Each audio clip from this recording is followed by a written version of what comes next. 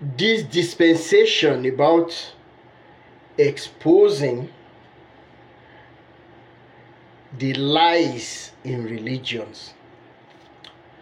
But for it to make sense, let me limit this to those of you who are always gathering yourselves together and speaking against Rotimi Daniels Awikoko and the Faja movement.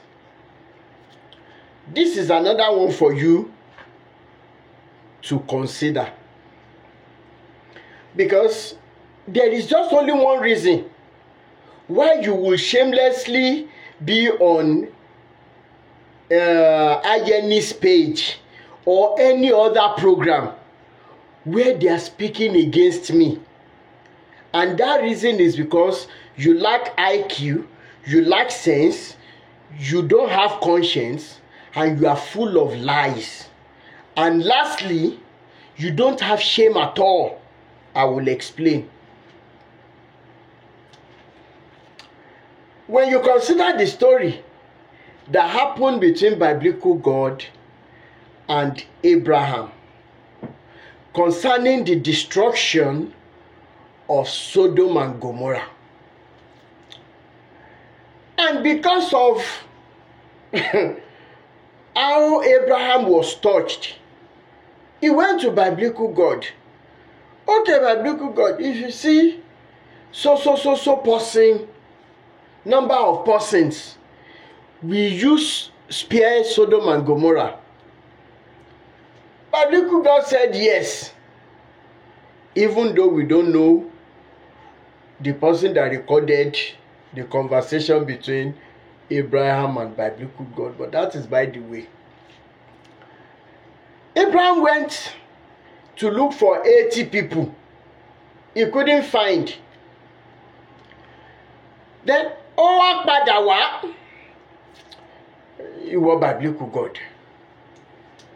Ǹjẹ́ tó bá réyàn 50, will you spare Sodom and Gomorrah? Biblical God answered, yes, of course. I am a merciful God.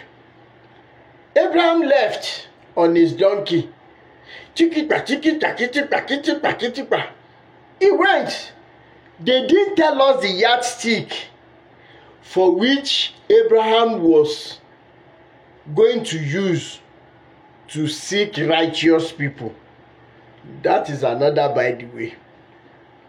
He couldn't find 50. He came back down to 30, to 20, to 10. He couldn't find any.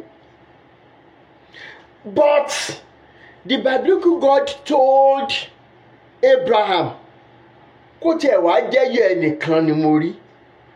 Mi ì bá ṣàánú Sodom àti Gomorrah torí pé ẹyọ ẹnìkan yẹn á lè dìde, á lè mọ pariwo kíkankíkan, á mọ sojú abẹ́ ń kó,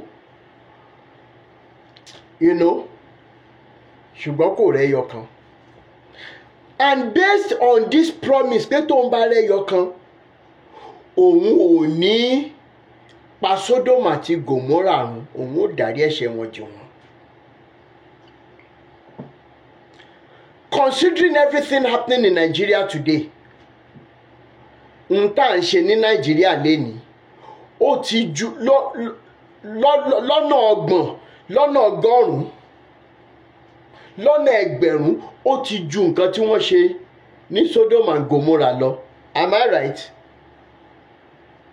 However, we have all of you pastors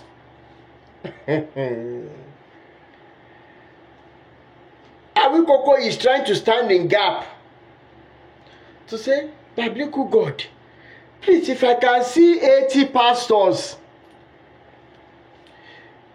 I couldn't find. If I can see 50, biblical God said he will not destroy Nigeria. I couldn't find. I looked for 20, I looked for 10, I couldn't find. And now hands off now. Mo sọ fún yín tẹ́lẹ̀ pé àìlójútì ló jẹ́ kí ọ̀pọ̀ nínú yín lè máa jáde lórí ẹ̀rọ ayélujára.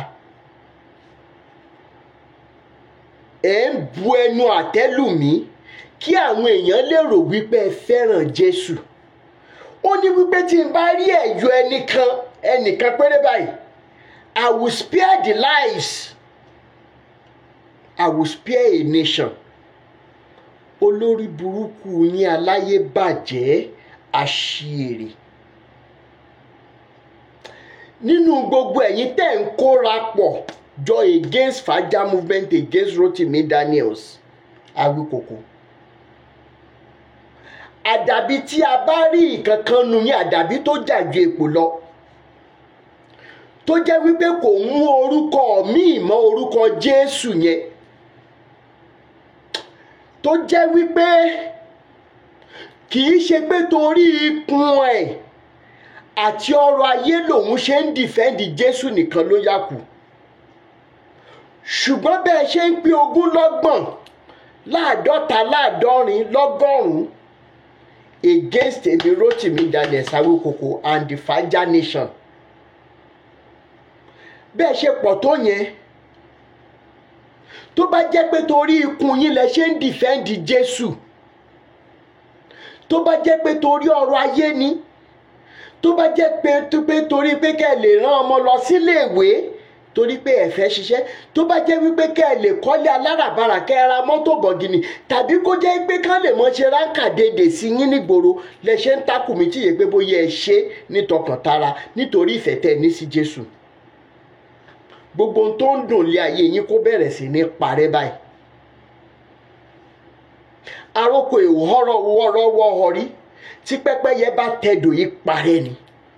Gbogbo èyí tó ń dùn nílé ayé yín kó bẹ̀rẹ̀ sí ní parẹ́. Gbogbo ẹ̀yin tẹ́ pera yín ní pásọ̀ tẹ́ kóra jọ nítorí èmi Rotimi. Ìtàkùn tó bá ní pé kí erin èmi Rotimi ó mọ́ gòkè lórí ọ̀rọ̀ pé à ń fọ ara Olúwa mọ́, àwa ń gbé truth, love and humanity wá, ẹni wípé kò sọ̀nà bẹ́ẹ̀. Ìtàkùn tó ní wípé kí erin èmi Rotimi Daniels àti Faja nation mọ́ gòkè wọn àti erin náà jọ ń lọ. Gbogbo orú ẹ̀yin tẹ́ pera yín ní ikọ̀ àdìrìtì ìrújú Elédùà, ṣùgbọ́n tó jẹ́ pé ọ̀tírí ọmọ tìlẹ̀ fi ń ṣe, kẹ́ ẹ bẹ̀rẹ̀ sí ní wà nínú ìnira láti àsìkò yìí lọ. Irú ìrora tí Jésù yẹn jẹ lórí igi àgbélébù níjọ́ náà lọ, irú ìtìjú tó dé bá táàrí irú ẹ̀ rí, kó mọ̀ gbéra kó mọ̀ dé bá yín. According to Psalm 109, according to Psalm 35, ẹ lọ kà ń bẹ̀. Psalm 109 yẹn tún wá sọ wípé àwọn ọmọ yóò di alárìnká, wọ́n bẹ̀rẹ̀ sí ní di alágbe, kí àwọn ìyàwó yín kó bẹ̀rẹ̀ sí ní di opó. Àdàbí tó bá jẹ́ wípé mo dìde pé mo kàn mọ̀mọ́ fẹ́ ba ẹnìkankan lórúkọ jẹ́, tí ì ṣe wípé kí àwọn èèyàn lè bọ́ tọkàn tara ni mo ṣe dìde, la ṣe gbé mi dìde pé kí n má sọ̀rọ̀, torí wípé kì í ṣe ọgbọ́n àti ìmọ̀ òye tèmi náà. Tẹ́ wá ń dọ́gbọ́n jáde wípé mò ń ba orúkọ Jésù jẹ́. Ǹjẹ́ ìyẹn olórí burúkú wèrè mọ Jésù? Mo tún sọ lẹ́ẹ̀kan sí kí n dánu dúró. Tá a bá rí yín lógún lọ́gbọ̀n lọ́gọ́rùn-ún tó jẹ́ wípé torí ikùn yín àti ọrọ̀ ayé lẹ ṣe ń takù mi, Psalm 109 la gbé dìde kó bẹ̀rẹ̀ sí ní jẹ́ lórí yín látẹ̀ní lọ. Psalm 35 tún tẹ̀lé kó bẹ̀rẹ̀ sí ní jẹ́ lórí yín. Ẹ̀yin olórí burúkú àṣẹ. Ká má rè yàn kan ní Nàìjíríà tó jẹ́ ìránṣẹ́ Ọlọ́run tó lè dìde ké pe Ọlọ́run pé wọ́n Ọlọ́run dáríjì ìtàjẹ̀sílẹ̀ ìpọ́jù. Ẹjọ́ ẹnìkan ẹ̀dẹ̀ ń ṣe GO, ẹ̀ ń ṣe bishop, ẹ̀ ń ṣe pastor, ẹ̀ ń ṣe evangelist, táwọn tí orí TikTok ń kọ́. Ayé yín ò ní dá tọmọtọmọ tìrantìran. Ẹ̀yin olórí burúkú aláyébàjẹ́ yìí. Mo tún sọ yìí, mo dúró ná. Iṣẹ́ tá a bá rán ikọ̀ ni kò jẹ́. Gbígbó ajá ìpàjá, kíkàn àgbò ipa àgbò. Mo ti jẹ́ ilé náà, kò sí ní tí ó ṣe mí. Ẹ mọ̀ fún ẹ mọ̀ nìṣó 2025 náà ni. Ó dìgbà náà. Ire o. Nonsense.